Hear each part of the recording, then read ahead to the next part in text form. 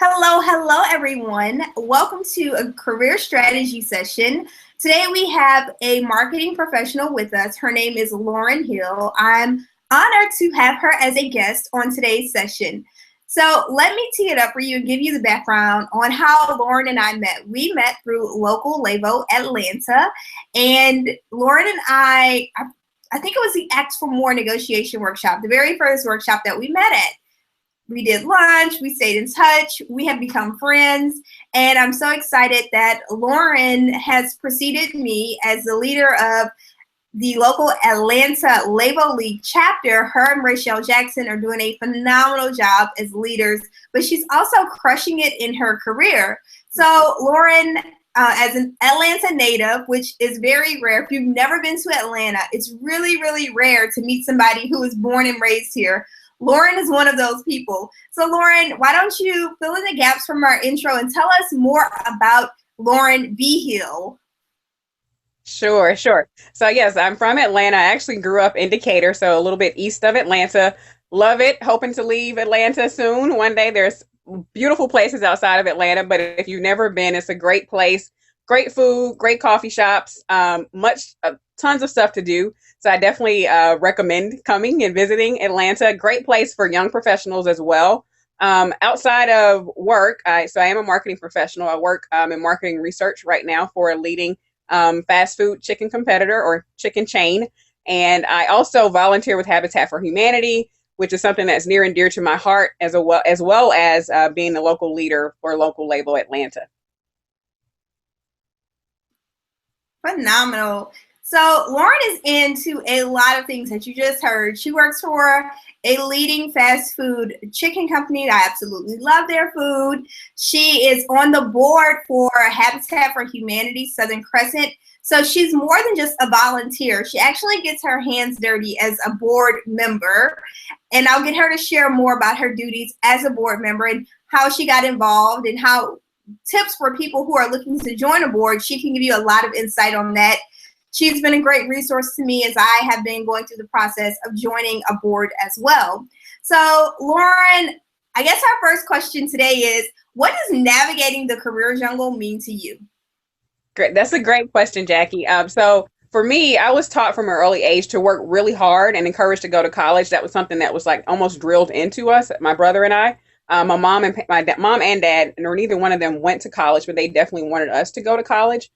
So I knew I was going to go to college. And so I went to college, but I wasn't necessarily taught how to thrive in the workplace. And I know there are strategies to thrive in the workplace. That's from building relationships with your peers and your superiors, for doing well on your work, and also building a reputation or rapport around your office or within your discipline or your industry. So to me, navigating the career jungle is all about taking those strategies to navigate the career jungle and learning how to thrive in the workplace, and not just showing up to work and doing work every day, but actually thriving in the workplace.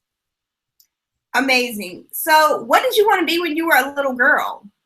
So when I was a little kid, I wanted to be a pediatrician. I wanted to be a pediatrician probably up until my sophomore year of high school. I don't know why I wanted to be a pediatrician. I just did. I stuck with it. My granddad called me Lauren MD, and there was a show on when I was probably in middle school, and the doctor was Lori. So my granddad used to call me Lori because she was a doctor, and I just thought I was going to be a pediatrician. But when I got to my sophomore year of high school, I actually decided, I was involved in a program called Project Bowtie in DeKalb County school system, and I was exposed to engineering, and that's how I kind of started down the course of becoming an engineer when I went to college. So you were in college, you were studying engineering. Where did the shift from engineering to marketing come in? So it's a long story, but I'll try and make it quick. So I went to engineering school at Mercer University in Macon. I got into the classes. I knew I liked math, and that's why I kind of veered towards engineering in high school. And I still do like math and numbers. So I got into engineering, and about year 3 in, I was like, I really do not want to do this. I did a project with a large zipper manufacturer in Macon, and we were doing a project, and I was there on site, and I was like, oh my God, I cannot imagine doing this for my entire career. So I knew I liked business, and I tried to stick out engineering. I tried to do it for 3 years, and I was like, I just cannot imagine doing this for the rest of my life. So I got an industrial management degree, and so that combined both the technical engineering courses and some business courses. And I always knew I liked business. I was always into stocks. I kind of read stock books as a kid or in high school. I liked the relationship aspect of business. So I worked. I graduated college without a plan really of what I was going to do. Well, I didn't want to be an engineer, but I had this industrial management degree. So I worked for an airline in customer service for a while. And during that time, one of my coworkers' husband had a business, an airline rewards program. And I started working for him part time alongside my airline job. And that job led me into marketing and business. And I just fell in love with it. And I decided I wanted to get an MBA with a concentration in marketing. And so that's how I've gotten into marketing. So let's talk about that transition of you must have had a good relationship with your coworker to be introduced to her husband to start working for him part-time. So kind of talk to us about the importance of work relationships and how you can maximize those. Absolutely. So the work relationships are definitely important. I think you kind of broach those with caution. You don't just go all out and say, okay, I just started working here day one and day five we're going to be BFFs. You kind of build that rapport with the person. You get to know them. Ask them questions about who they are, or like in this case, what was her husband doing, or what was her family doing. And so I would run into her husband. He'd come through the airport, fly in, and there were opportunities for us to talk. When I worked for her husband. He told me that he was impressed with just how I asked questions or seemed very interested in what he was doing and my demeanor while I was at the airline company. So that helped out a lot. So my reputation kind of helped me get my foot in the door. But just definitely being genuine. I didn't. I guess I would say I didn't fraternize a whole lot with a lot of the people with me around me. But this lady, whose husband I work for, she was a bit older than me. So I would ask her questions or advice and that kind of thing. And that's how our relationship developed and grown for there. So that's so important to ask questions, but also to build relationships with key people in the office. So you didn't have a gossipy type of relationship. You went to her for guidance and advice, and that opened more doors for you to advance professionally. Right. So let's switch gears a little bit. You're on the board of directors for Habitat for Humanity, the Southern Crescent location here in Atlanta. Talk to me about how you got that position as a board member and what steps did you take to secure that role? Okay. Well, so I started volunteering with Southern Crescent Habitat for Humanity back in 2008. My first volunteer experience was on a women's build project in May of that year. I decided I just wanted to volunteer, wanted to give back. I always have liked doing things where I could see the actual immediate impact of what I was doing. So I went and I volunteered by myself one Saturday morning, and I kind of was like, I like this. I like getting my hands dirty. I like meeting the families that who live in the house. And so I kept going back. I kept showing up on Saturdays. I got to meet some of the staff, and they knew who I was and knew I was dependable. They called me on Saturdays and say, hey, we're building today. Can you come out? And so I did that for I'd probably say about 2 or 3 years. And I was like, okay, well, I want to do a little bit more. I'm volunteering on the home build sites, but I want to do a little bit more. So I kept asking, kept pushing, and I asked to be on a committee. And so I joined the committee, the Family Selection Committee in 2011. And I was made the chair the following, or co-chair the following year. So I just kept seeking out opportunities to do a little bit more. I knew I could come to the home sites, help build, but I wanted to do a little bit more, have a little more impact. And I found ways to do that by just asking for more, asking for where can I put a little bit more effort in? Where can I lend my marketing expertise, that kind of thing? And that's how I got to the board position, because I've met so many board members and staff members, and they sought me out to be a board member as a young professional, as somebody who volunteered on the construction sites for so many years. That's phenomenal. So what was that interview process like for you to become a board member for Habitat for Humanity, already having established a relationship with a lot of those people? So it definitely boiled down to they knew who I was. So there was a formal interview process. The board has different committees. So you have a nominating committee. So I met with the CEO of the affiliate as well as the nominating committee chair to just tell them more about who I was, to get an understanding of what the commitment was to being a board member. You know, it's not just showing up to meetings, but it's more about lending your expertise. It's about getting donations from your friends or from local businesses. It's about spreading the word about what we're doing and being an advocate for Habitat for Humanity. So we had that initial meeting, and then I, along with several other people, were presented to the board, and they voted on us to join the board, to become full board members. Okay, so that's one aspect of your leadership in the community, where it started just from your sheer desire to serve. Now, talk about how you moved into the position as the leader of local Levo Atlanta, and what was that like for you? Okay. Well, so definitely, as you alluded to before, you and I both, we met at Local Levo Atlanta. Local Levo Atlanta, I started following Levo on Twitter probably in 2012, I think it was. I was like, I like this organization. I like what they're about. And I came out to that first Ask for More workshop, and I was like, this is great. It's for young women. It's helping us get those strategies to actually do well in our professional lives and personally as well. And so I kept coming to events and showing up. I even asked to lead a couple of events, or volunteered to lead a couple of events. And I felt personally like this is something I wanted to do, or that I felt passionate about and I could get behind. So showing more initiative and definitely asking about the opportunity to lead was how I was able to transition into the leadership role here with Rachel. So I'm so proud of you to see my fellow Levo sister just soar up on the ranks in your career. One of the common themes that you're sharing with me is that you take initiative. You don't wait for people to approach you. You see an opportunity and you see a need where you can serve, and you raise your hand and say, hey, I want to add more value to that.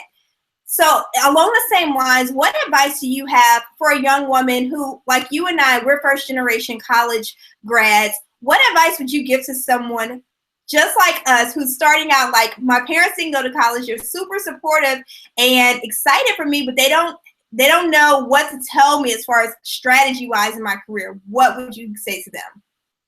So I definitely say, so for me, I was a first generation college graduate. And when I graduated, like I said, I started out an engineering major. I didn't really want to do that, and I didn't have a plan. So what I would say is, you don't have to have it figured out on your graduation day. You don't have to have, your first job all the way to retirement figured out when you graduate at 22 or 23 or whatever age it is when you graduate.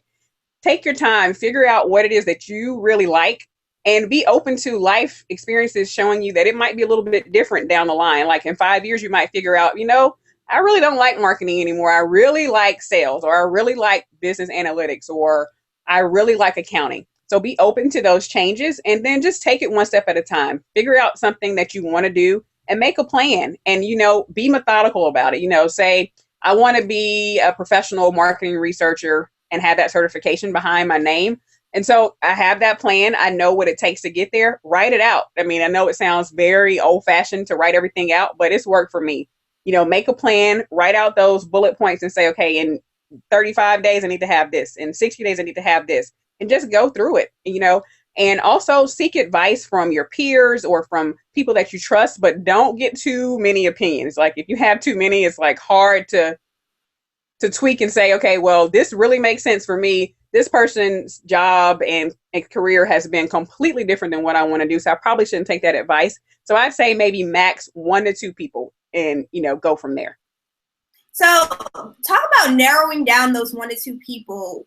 It's hard for people who don't really have an established network to tap into and find those. So how did you identify the people that you would seek advice from? So a lot of that is from people that I admire, their career and their work. So like when I was at Thanks Again and I decided I wanted to get an MBA, I talked with my boss there because I knew he had an MBA, and I knew he had a wonderful career in investment banking before he started Thanks Again, the airline miles program I talked about before. So I talked to him about it, and I actually sat down with him, and I was going to go to business school part-time to work full-time. And so he said, don't do that. He said, go full-time. So that's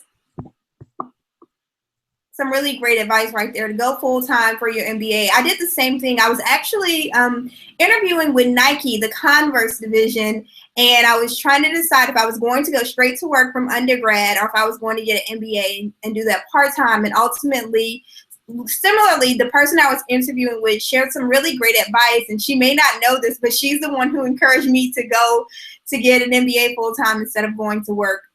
So, Lauren, let's switch gears a little bit, and I want to get your advice on the importance of professional self development. How do you invest in yourself? So I read a I read book, a book, and I and also also Levo or Levo work or work that I've that in, I've in. as well Um, as courses on just learning how to negotiate my salary. That's something I think I've struggled with the most in my career is that negotiation.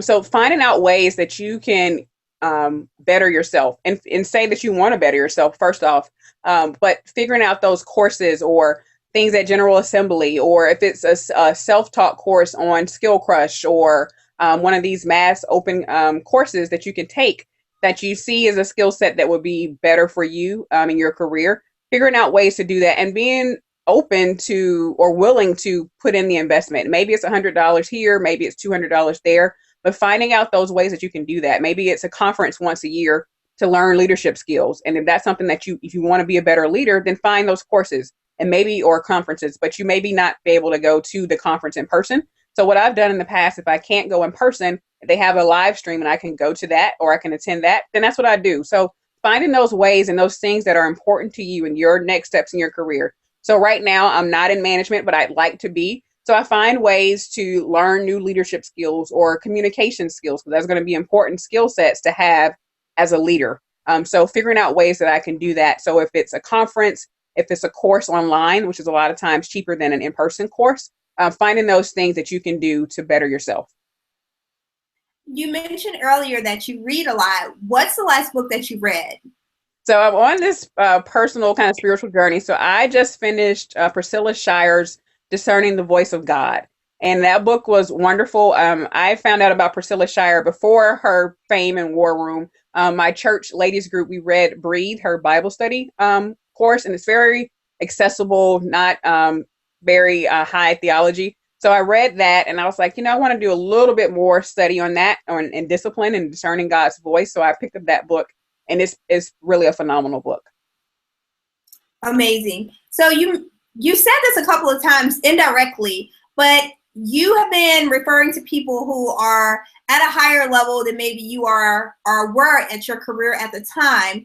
How do you think young professionals should go about surrounding themselves with people who are at a higher level than them? And so this one I kind of learned as I went, but approaching people for one-on-ones or coffee. I'm in a business right now that's highly based on relationships. So I've learned that I have to develop those relationships with people. So as simple as sending an email and saying, I had lunch with so and so, and they advised me to talk with you because of your experience. Would you mind talking to me and sharing with me a little bit more about what you do and how you got to where you are? And you can do that via email and just have maybe a 30-minute one-on-one with somebody. Or I've found coffee is really easy as well.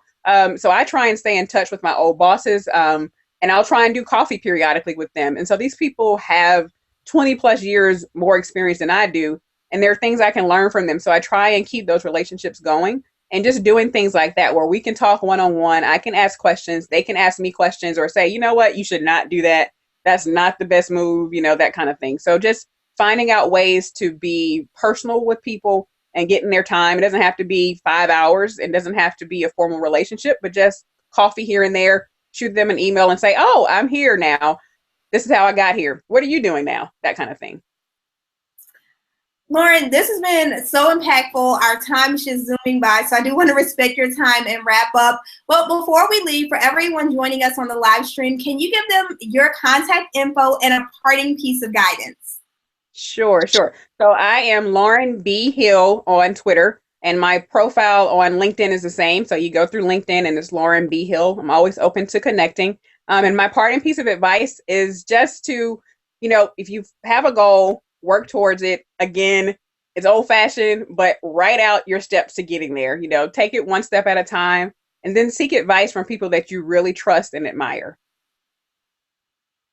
Thank you so much, Lauren. And to everyone who joined us today, I want to encourage you to eliminate excuses and emulate excellence. Until the next time, have a wonderful day.